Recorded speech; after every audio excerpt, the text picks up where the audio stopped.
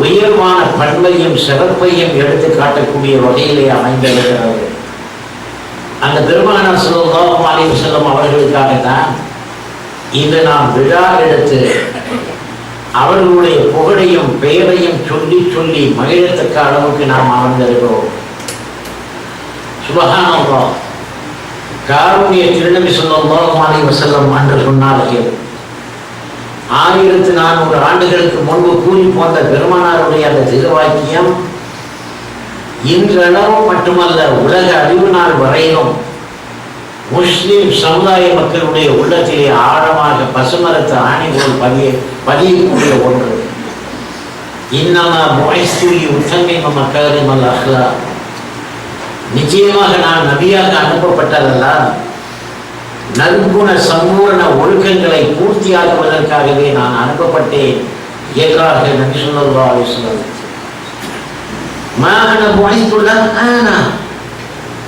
சமுதாய மக்களை சபிப்பதற்காக அல்லாஹ் என்னை நபியாக அனுப்பவில்லை.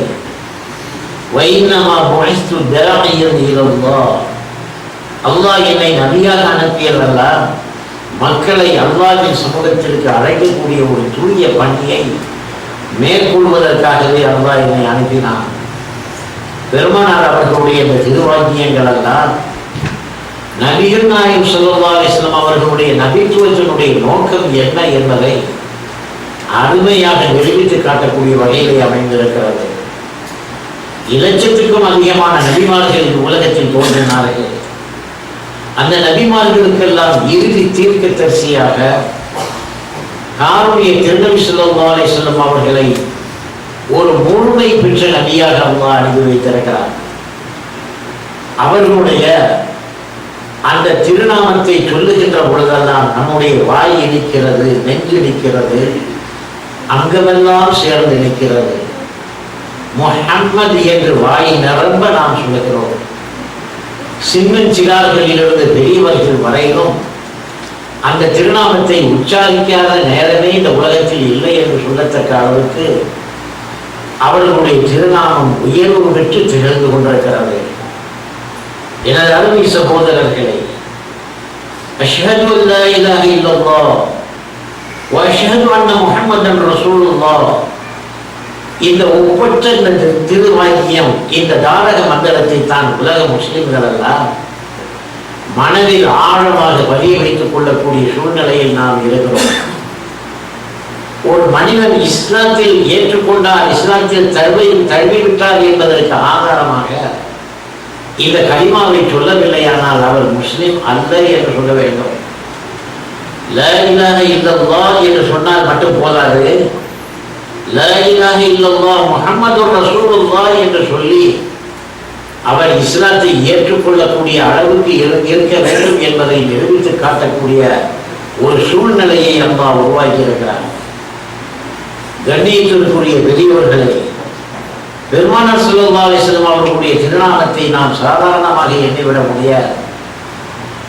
அகில உலகம் அனைத்திலும் வாழுகின்ற முஸ்லிம்கள் வாழக்கூடிய பகுதிகளில் எல்லாம் ஒரு நாள் ஒன்றுக்கு 5 நேரம் அஷ்ஹது அல்லா இலாஹ இல்லல்லாஹ் வ அஷ்ஹது அன்ன முஹம்மதர் ரசூலுல்லாஹ் என்று வாங்கு சொல்லக்கூடிய அந்த முஅஸ்ஸின் பெருமானாருடைய பெயரை சொல்லும் பொழுதெல்லாம் உலகம் அனைத்திலும் வாழ்கின்ற முஸ்லிம்கள் தங்களுடைய பெருவிரல்களை தங்களுடைய கண்களில் ஒத்திக் கொள்கின்ற மகத்தான காட்சி.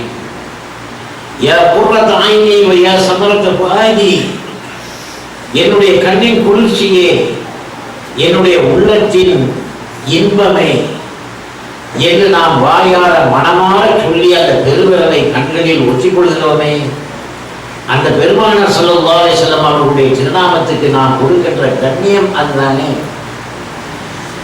குழந்தை பிறந்ததுமே 7வது நாளோ அல்லது 14வது நாளிலோ அந்த குழந்தையை கையில் ஏற்றி தேனையும் பேரித்தம் பழத்தையும் வைத்துக் கொண்டு ஒரு உஸ்தாத் வலது காலிலே பாங்கு சொல்லும் போது அஷ்ஹது அல்லா இலாஹ இல்லல்லாஹ் வ அஷ்ஹது அன்ன முஹம்மதர் ரசூலுல்லாஹ் என்பதை சொல்லி அந்த காதுக்குள்ளே ஊதுகின்ற போது அந்த குழந்தையினுடைய வருங்கால வாழ்வு அல்லாஹ் ரசூலுங்கிற அடிப்படையிலே இருக்க வேண்டும் என்று பெரிய தத்துவத்தையே விளக்கி காட்டக்கூடிய அளவுக்கு இஸ்லாம் அந்த பரிணாம வளர்ச்சியை தரக்கூடிய அளவுக்கு இன்றைக்கு முஸ்லிம்களிடத்திலே அந்த பழக்கம் இருக்கிறது.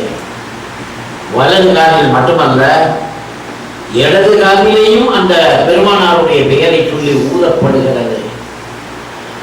அது மட்டுமா, அருமை சகோதரர்களை, அத்தஹியாத்தில் ஒருவர் தொழுகையில் அமர்ந்திருக்கும் போது அஷ்ஹது அல்லா இலாஹ இல்லல்லாஹ் அஷ்ஹது அன்ன முஹம்மதர் ரசூலுல்லாஹ் என்ற பெயரையும் பெருமானாருடைய பெயரையும் உச்சரிப்பதோடு மட்டுமல்ல, அல்லாஹும்ம ஸல்லி அலா முஹம்மத் வ அலா ஆலி முஹம்மத் கமா ஸல்லைத அலா இப்ராஹீம் வ அலா ஆலி இப்ராஹீம் என்று பெருமானாருக்கு ஸலவாத்து சொல்லித்தான் அந்த அத்தஹியாத்தை முடிக்க வேண்டும் என்ற ஒரு பேருண்மையை அல்லாஹ் தொழுகையில் கூட வைத்திருக்கிறான் என்றால், அருமை சகோதரர்களே, அந்த பெருமானார் ஸல்லல்லாஹு அலைஹி வஸல்லம் அவர்களை நாம் எவ்வளவு மதிக்க வேண்டும், அவர்களை எவ்வளவு போற்ற வேண்டும், அவர்களை எந்த அளவுக்கு நாம் புகழுகிறோம் என்பதை பற்றி எல்லாம் நினைத்து பார்க்க வேண்டும்.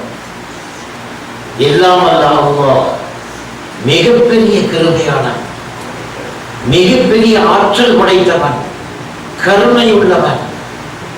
உலகத்திலே எந்த நபிமார்களுக்கும் இல்லாத ஒரு தனிப்பட்ட சிறப்பை அல்லாஹ் பெருமானார் அவர்களுக்கு கொடுக்க வேண்டும் என்பதற்காக தன்னுடைய பெயருக்கு ஏற்றவாறே பெருமானாருடைய பெயரையும் அமைத்துக் கொண்டான் என்றால் அது எவ்வளவு பெரிய ஆச்சரியம். உலகத்தில் வேற எந்த நபிமார்களுக்கும் அல்லாஹ் அப்படி அமைத்து கொடுக்கவில்லை. அல்லாஹ் சுப்ஹானஹு வ தஆலாவுக்கு மஹமூத் என்ற ஒரு பெயரும் உண்டு. மஹமூத் அல்லாஹ், முஹம்மது பெருமானார் ஸல்லல்லாஹு அலைஹி வஸல்லம்.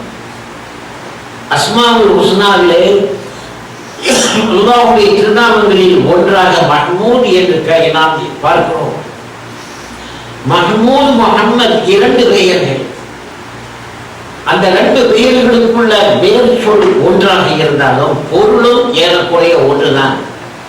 மஹ்மூத் புகழப்படக்கூடியவன், முஹம்மத் புகழப்படக்கூடியவர்கள்.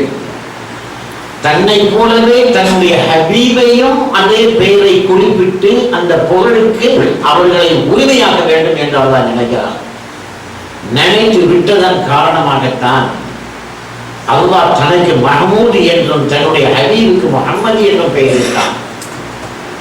அருமையாக ஹஸ்ஸான் ரலியல்லாஹு அன்ஹு அவர்கள் பாடுகிறார்கள், அர்ஷுடையவன் மஹமூத், நம்முடைய தன்னுடைய ஹபீபோ முஹம்மது என்று பரவசம் அடையக்கூடிய அளவுக்கு அவர் பாடுகின்ற அந்த பாடல் நம்மையே மெய் மறக்க செய்கிறது. அந்த அளவுக்கு உயர்வு பெற்றவர்கள் நபிகள் நாயகம் ஸல்லல்லாஹு அலைஹி வஸல்லம். லட்ச ஹாஜிகள் மக்காவுக்கு செல்கின்றார்களே, காபத்துல்லாஹ்வை தரிசித்துவிட்டு ஏறக்குறைய 300 மைல்களுக்கு அப்பால் வந்து என்னுடைய ஹபீபை பார்க்க வேண்டும், ஜியாரத் செய்ய வேண்டும், அப்போதுதான் அவர்களுடைய ஷஃபாத்தை நீங்கள் பெற முடியும் என்று அல்லாஹ் நாடி அந்த மக்காவை சுற்றியுள்ள பாகத்தில் பெருமானாருடைய பூத உடலை வைக்காமல் அவர்களை ஜியாரத் செய்ய வேண்டுமானால் 300 மைல் கடந்து வாருங்கள், அதுதான் உண்மையிலே உண்மையான மூமின் என்று அல்லாஹ் நாடிவிட்டான். எத்தனையோ லட்ச ஹாஜிகள் மதீனாவுக்கு செல்கின்ற போது அவர்கள் கட்டிய புனிதமான மஸ்ஜித் நபவியிலே தொழுதுவிட்டு அந்த பெருமானார் ஸல்லல்லாஹு அலைஹி வஸல்லம் அவர்களுடைய ரவுதாவுக்கு முன் நின்று பணிந்து துஆ கேட்கின்ற அந்த நிலையை நாம் எண்ணி பார்க்கிறோம். லௌலாக லமா ஹலத்துல் அஃப்லாக், நபியை தாங்கள் இல்லையே இவ்வகிலத்தையே நான் படைத்திருக்க மாட்டேன் என்று அல்லாஹ் எந்த பெருமானாரை பற்றி புகழ்ந்துரைத்தானோ அந்த பெருமானார் ஸல்லல்லாஹு அலைஹி வஸல்லம் அமர்ந்திருக்கின்ற இடம் மதீனா முனவ்வரா மஸ்ஜிதுன் நபவிக்கு அருகிலே இருக்கக்கூடிய